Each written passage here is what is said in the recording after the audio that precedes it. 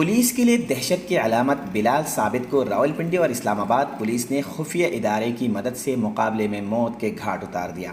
بلال ثابت پولیس افسران کے قتل، ایڈیشنل آئی جی موٹر وے پر حملہ کر کے ان کے بھائی کو مارنے اور سینکڑوں ڈکیتی اور سنگین وارداتوں میں ملوث تھا۔ بلال ثابت اور اس گینگ کے دیگر ارکان سابق D M G officer Nauman Afridi کے علاوہ حساس اور قانون نافذ کرنے والے اداروں کے 8 اہلکاروں کے قتل، درجنوں ڈکیتی اور اغوا برائے تاوان جیسی سنگین وارداتوں میں ملوث رہے۔ ایک ماہ قبل پشاور کے ایک مقامی تھانے کے ایس ایچ او کی ہلاکت کے علاوہ اسلام آباد میں مختلف ناکوں پر پولیس کے 4 اہلکاروں کی ہلاکت میں بھی اس گینگ کے لوگ ملوث تھے۔ اسلام آباد پولیس کے مطابق آئی جے پی روڈ اور سیکٹر ڈی 12 میں پولیس اہلکاروں کی ہلاکت میں یہی گینگ ملوث تھا۔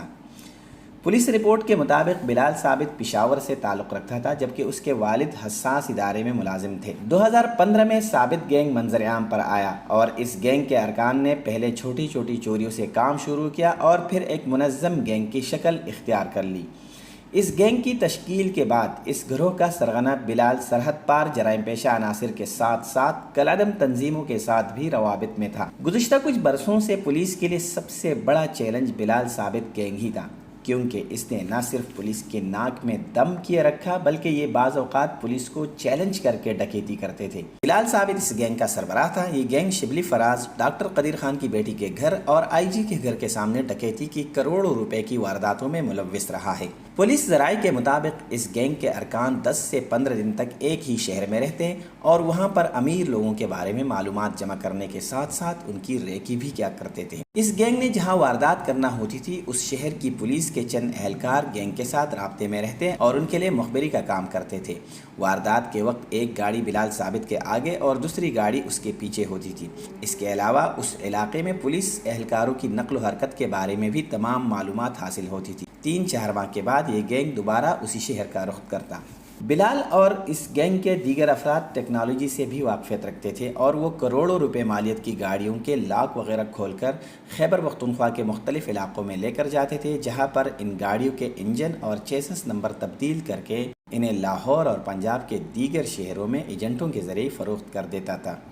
کچھ عرصہ قبل گینگ نے وزیر اعظم کے سیکرٹری اعظم خان کی گاڑی بھی چرا لی تھی اور جب وہ گاڑی پولیس کو ملی تو اس پر جو فنگر پرنٹس تھے وہ ارشد نامی ڈکیت کے تھے، جسے 18 دسمبر 2021 کو بحریہ ٹاؤن ڈکیتی کے دوران اس کے ساتھی ذاکر کے ہمراہ مار دیا گیا تھا۔ پولیس ذرائع کے مطابق اس گینگ نے جتنی بھی وارداتیں کی وہ چوری شدہ گاڑیوں پر ہی کی، لیکن ایک گاڑی ایک ہی واردات میں استعمال کی جاتی تھی۔ اگر واردات کے دوران مزاحمت ہو جاتی تو اس گینگ کا سرغنہ اندھا دھن فائرنگ کرنے میں شہرت رکھتا تھا، جس کی وجہ سے وہ پولیس میں ٹریگر لور کے نام سے مشہور تھا۔ وزارت داخلہ کے ذرائع کے مطابق بلال اور اس گینگ کے دیگر ارکان قانون نافذ کرنے والے اور حساس اداروں کے ان اہلکاروں کو ٹارگٹ کرتے تھے جو اس گینگ کے خلاف کارروائی یا اس کی مخبری کرنے کی کوشش کرتے تھے۔ انٹیلیجنس بیورو کے 2 افسران کا قتل بھی اس سلسلے کی کڑی ہے اور یہ کام پولیس یا حساس اداروں کے کچھ اہلکاروں کی مدد یا معلومات کے بغیر ممکن نہیں تھا۔ اسلام آباد، راولپنڈی اور قریبی شہروں میں ماضی قریب میں جو بڑی بڑی ڈکیتی اور رہزنی کی وارداتیں ہوئی ہیں ان میں زیادہ تر یہی گینگ ملوث تھا۔ متعدد تھانوں کے ایس ایچ اوز کو اس بارے میں معلوم ہوتا تھا کہ اس واردات کے پیچھے ثابت گینگ کا ہاتھ ہے، لیکن وہ مبینہ طور پر اس گینگ کے خلاف قانونی کارروائی کرنے سے گریزاں رہتے تھے۔ پولیس ذرائع کا کہنا ہے اگر کسی علاقے میں واردات ہو جاتی اور پولیس اس گینگ کے خلاف مقدمہ درج کر کے تفتیش شروع کر دیتی تو یہ گروہ تفتیش کرنے والے پولیس اہلکاروں کو فون کر کے سنگین نتائج کی دھمکیاں دیتے تھے،